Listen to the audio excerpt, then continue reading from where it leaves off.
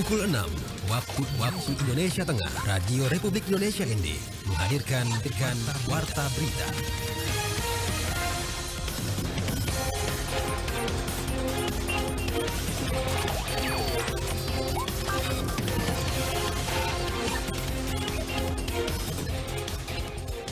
Selamat pagi saudara, Anda mendengarkan Warta Berita pagi hari ini edisi penyiaran Kamis 22 Juni 2023 dengan sari berita. Festival Budaya Manggarai 2023 siap digelar di Taman Mini Indonesia Indah. Masih banyak pelanggan PT PLN di Kabupaten ND yang masih belum migrasi ke meteran prabayar. Bersama saya, Femi Sareora, inilah berita selengkapnya.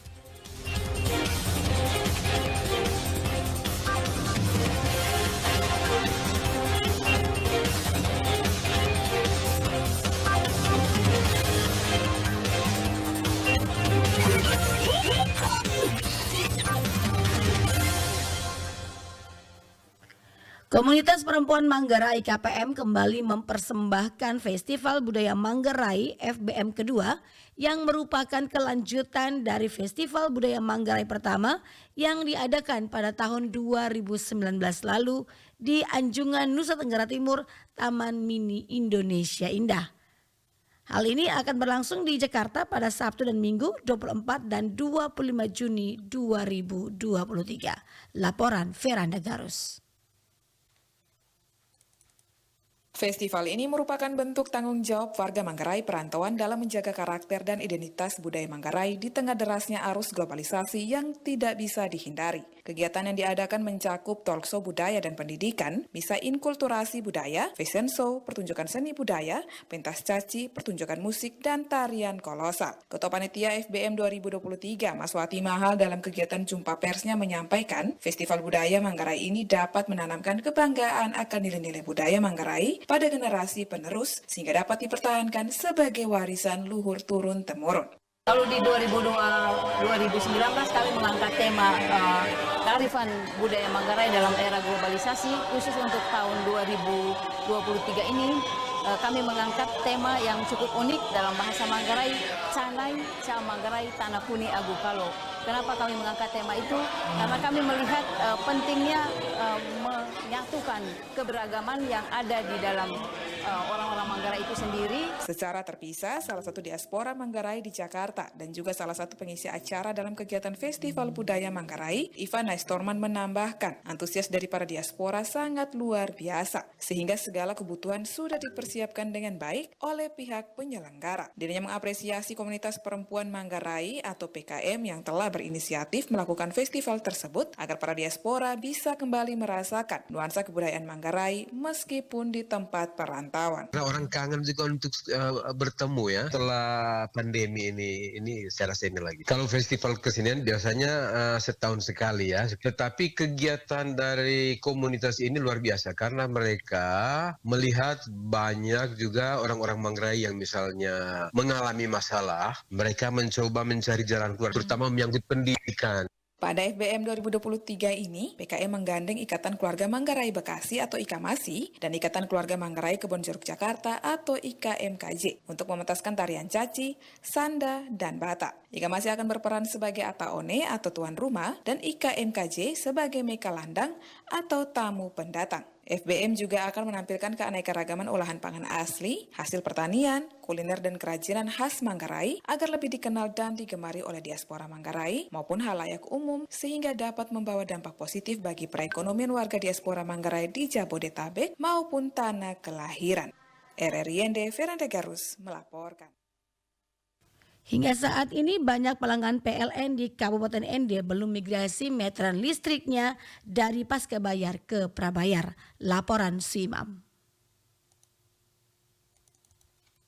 Manajer PLN Unit Pelayanan ND, Kaiserius Jendi, kepada RRI di ruang kerjanya Rabu 21 Juni 2023 menjelaskan untuk migrasi meteran listrik dari pasca bayar ke prabayar dari 71.000 pelanggan yang belum migrasi meternya ke prabayar itu ada sebanyak 100 pelanggan. Dijelaskan 100 pelanggan yang belum ini rata-rata semuanya berada di kecamatan dalam kota ND yang mana dengan berbagai macam alasan sehingga mereka enggan mau menggantikan meternya dari pasca bayar ke prabayar. Nah, alasan itu satu, mereka masih rasa nyaman pakai meter itu. Ada yang bilang meter ini kan warisan orang tuanya buat kenangan. Loh, namanya itu kan tidak ganti. Data meter tidak ganti. Yang ganti meternya tetapi nama pelanggan kan tetap. Terus ada yang takut ketika pasang meter prabayar, daya dia tidak cukup. Di PLN ada istilahnya APP dan pembatas dan pengukur. Jadi pembatas itu kan MCB, pengukur itu meter. Jadi MCB ini kan tidak diganti. Yang ganti kan cuma meter toh. Kalau dia kontrak PLN daya 900, nanti kami pasang kembali MCB-nya itu dengan daya yang sama tadi. Tidak mau merubah itu. Dikatakan untuk target bisa terpasang meter prabayar seluruhnya di 4 kecamatan tersebut, pihaknya akan terus melakukan sosialisasi dan pendekatan persuasif kepada pelanggan. Sosialisasi terus. Jadi setiap bayar regis 12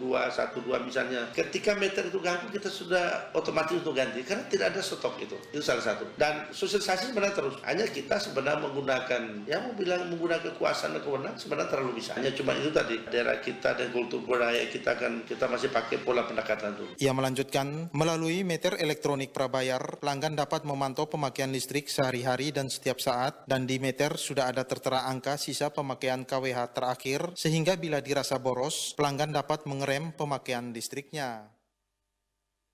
Kepala Dinas Pendidikan dan Kebudayaan Provinsi Nusa Tenggara Timur menegaskan bahwa pelaksanaan penerimaan peserta didik baru PPDB tahun ajaran 2023-2024 tidak boleh ada praktek percaloan. Laporan Lady Badin.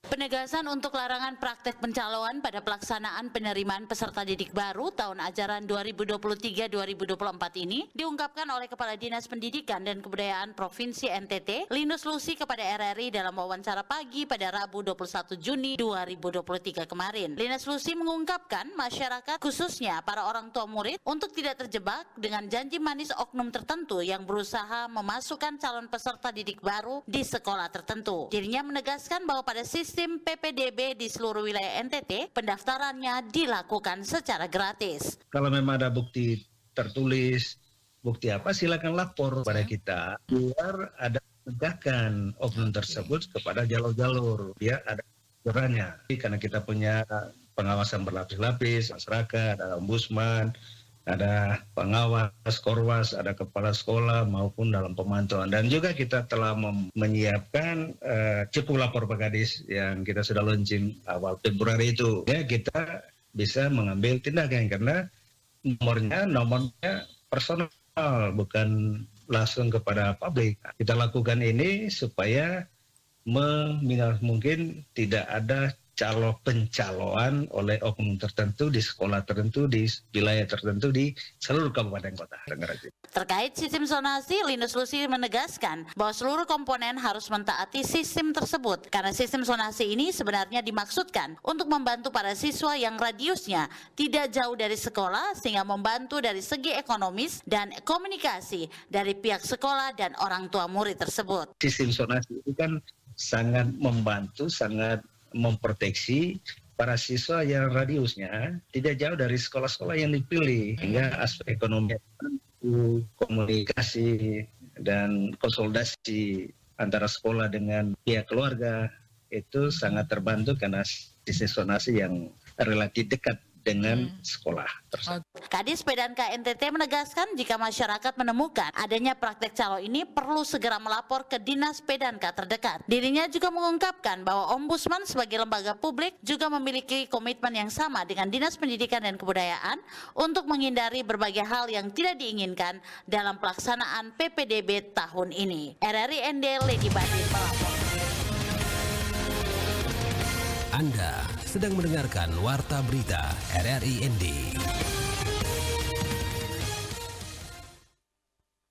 Forum Pengurangan Risiko Bencana PRB yang dibentuk adalah mitra kerja dari Badan Penanggulangan Bencana Daerah BPBD, bukan mengambil alih tugas-tugas atau passing BPBD. Prinsip kerja forum adalah membantu pemerintah dalam upaya penanganan bencana yang mengancam yang sedang terjadi. Laporan Rosa Dalima.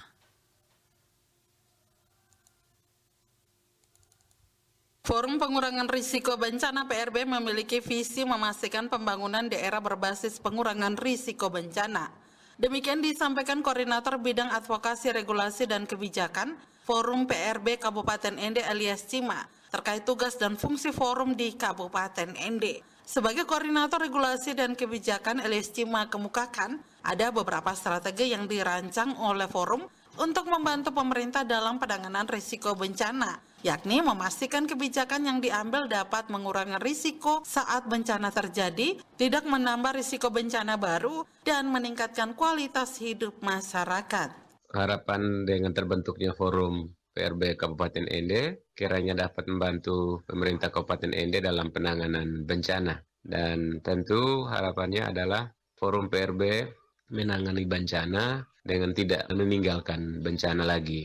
Berbagai prinsip-prinsip yang harus dilakukan oleh PRB harus sungguh-sungguh dijalankan, terutama partisipasi, kesetaraan, kolaborasi, dan akuntabilitas itu penting diperhatikan sehingga kerja-kerja kemanusiaan tidak berdampak pada soal-soal hukum atau soal-soal lain yang menimbulkan keresahan baru. Selain itu, lanjut Elias Cima, forum juga memastikan kelembagaan penanggulangan bencana dapat bersinergi dengan baik antara BPBD dengan OPD lainnya, antara pemerintah daerah dengan masyarakat sipil dan juga lembaga usaha. Selain itu, memastikan anggaran penanggulangan bencana yang memadai digunakan dalam penanggulangan bencana sesuai dengan risiko bencana di daerah-daerah. Elias Cima juga berharap forum PRB harus memastikan mobilisasi sumber daya yang efektif, bekerja sama dan juga memastikan kesiapsiagaan dan tanggap bencana yang efektif pula. RRI Ende, Rosa Dalima melaporkan. Perkembangan teknologi di sektor perikanan dan kelautan tidak selalu pada komoditas ikan-ikanan dan juga udang. Inovasi juga berkembang pada komoditas perairan lainnya yang sama-sama memiliki nilai ekonomi tinggi seperti kepiting dengan menggunakan metode apartemen kepiting di Terang, Desa Golosepang, Kecamatan Boleng, Kabupaten Manggarai Barat seperti yang dijelaskan oleh Sekretaris Dinas Ketahanan Pangan dan Perikanan Kabupaten Manggarai Barat, Haji Menggayung SPI dalam laporan Lili Karang. Apartemen kepiting merupakan sistem budidaya aquakultur vertikal dalam ruangan yang menggunakan air daur ulang untuk budidaya kepiting pembesaran dan juga kepiting cangkang lunak atau soka. Metode ini sudah diterapkan di Terang, Kampung Golosepang, Kecamatan Boleng, Kabupaten Manggarai Barat yang sudah dimulai sejak tahun lalu dan sampai saat ini masih diterapkan karena mengingat jumlah permintaan kepiting soka yang meningkat serta kebutuhan konsumen akan kepiting soka membawa daya tarik tersendiri terhadap upaya untuk memproduksi kepiting soka.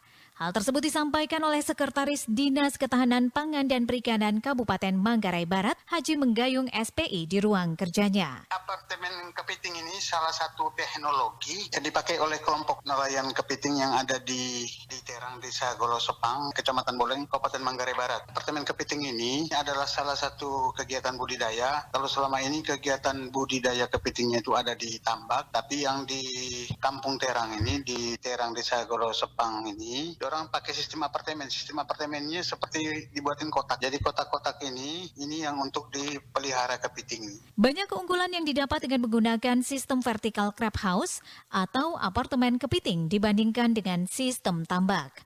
Selain ukuran tubuhnya lebih besar, kerugian yang diperoleh juga sangat kecil jika dibandingkan dengan metode sebelumnya.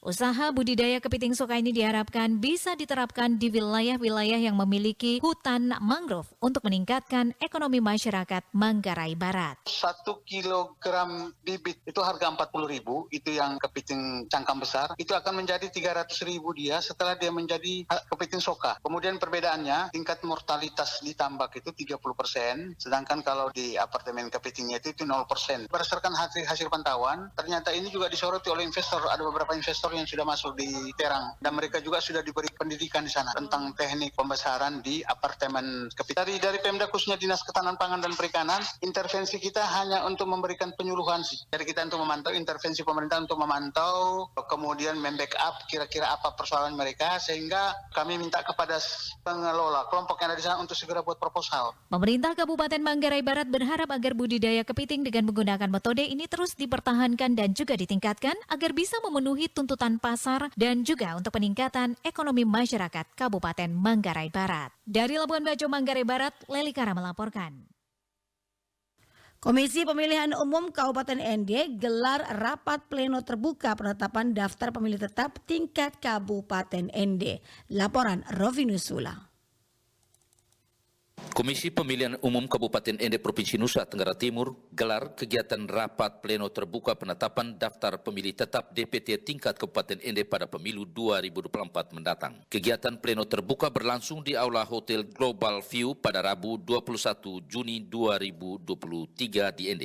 Rapat pleno terbuka penetapan DPT tingkat Kabupaten ND dihadiri anggota Divisi Program dan Data KPU Provinsi Nusa Tenggara Timur, Ketua KPU Kabupaten ND, Ketua Bawaslu Kabupaten ND bersama anggota pejabat mewakili Dandim 1602 ND, pejabat mewakili Kapolres ND, pejabat mewakili Kejari ND, pejabat mewakili Kalapas ND, pejabat mewakili Kadis Dukcapil, Kepala Kesbang Pol Kabupaten ND, Kabak Tatapem Setda Kabupaten ND, pimpinan partai politik peserta pemilu tahun 2024 tingkat Kabupaten ND, ketua bersama anggota PPK tingkat kecamatan se-Kabupaten ND. Ketua KPU Kabupaten ND Adolorata Maria de Lopez B saat membuka kegiatan rapat pleno mengatakan perjalanan data pemilih baik tingkat nasional, provinsi maupun kabupaten kota termasuk di Kabupaten ND sejak selesai pemilu 2019 terus berproses. KPU secara berjenjang sejak bulan Maret 2020 menyelesaikan data pemilih berkelanjutan melibatkan semua stakeholder di tingkat kabupaten untuk melaksanakan kegiatan pleno data pemilih berkelanjutan. Ketua KPU ND menjelaskan sejak 14 Juni 2022 Komisi Pemilihan Umum secara nasional meluncurkan tahapan pemilihan umum tahun 2024, KPU tetap melakukan pemutakhiran data pemilih sampai September 2022 berakhir. Seperti apa daftar pemilih sebentar yang akan kita tetapkan sebagai daftar pemilih tetap yang kita gunakan pada pemilu Rabu 14 Februari 2024 nanti untuk tingkat Kabupaten ND. Kami dalam perjalanan menyelesaikan data ini, KPU tidak kerja diam-diam. Kami selalu terbuka, baik melalui komunikasi bersurat, telepon, WhatsApp, di media sosial resminya KPU, kami selalu menyampaikan kepada masyarakat, kepada stakeholder yang ada di Kabupaten ND. Selanjutnya KPU melakukan pencoklikan data dengan melibatkan 971 petugas pemutakhiran data pemilih untuk memastikan setiap pemilih yang berusia 17 tahun ke atas atau yang belum 17 tahun tapi sudah pernah menikah memiliki dokumen kependudukan, kartu keluarga, KTP elektronik, semuanya dicatat di dalam daftar pemilih. Ketua KPU Kabupaten ND mengatakan dalam menyelesaikan data pemilih KPU tidak bekerja secara diam-diam, KPU selalu terbuka menyampaikan kepada masyarakat. Ketua KPU ND berharap pleno terbuka penetapan DPT tingkat Kabupaten ND semua pemilih dapat terakomodir dalam daftar pemilih tetap. RRI Endorfinus Vola melaporkan. Sekian warta berita pagi hari ini. Mewakili kerabat kerja bertugas, saya Femi Sareora. Selamat pagi.